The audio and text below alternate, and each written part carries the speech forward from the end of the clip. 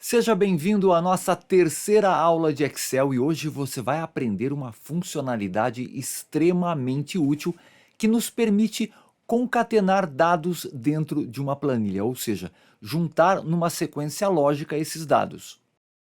Excel aberto, planilha criada, eu tenho aqui uma tabela com uma relação de nomes.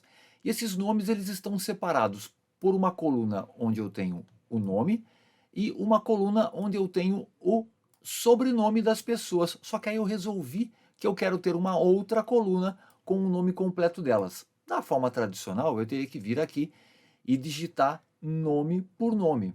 Poxa, isso até que seria tranquilo se eu tivesse só meia dúzia de registros. Mas pense se eu tivesse aqui, por exemplo, dezenas, centenas ou até milhares de nomes ou registros, tá? Você vai adaptar essa dica da concatenação para qualquer outra coisa. No meu caso aqui, são nomes de pessoas. E eu quero juntar, ou seja, concatenar de forma lógica o nome e o sobrenome delas.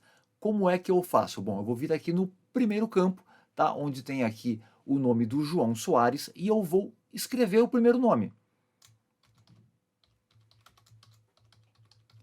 Ok? João Soares. Veja que no canto inferior direito dessa célula tem um pontinho aqui. Eu vou parar o mouse sobre esse pontinho e ele vai virar uma cruz. Eu vou clicar nesse pontinho, segurar e arrastar até a última célula. E agora você vai ver que todos os campos vão assumir o nome do João. E não é isso exatamente que eu quero, mas essa é só a primeira parte da mágica, tá? Tá vendo esse ícone que está aqui no canto inferior direito da tabela?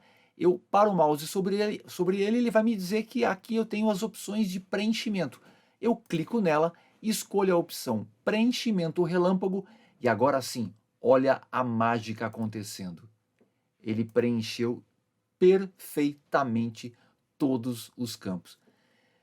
Gente, isso aqui é a dica que merece o seu joinha, que merece a sua inscrição no canal. Não se esqueça de ativar todas as opções do sininho, assim o YouTube vai te avisar sempre que eu colocar um vídeo novo no ar.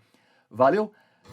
Já estão na tela aí para você os links para as nossas duas primeiras aulas de Excel. Espero que sejam úteis para você.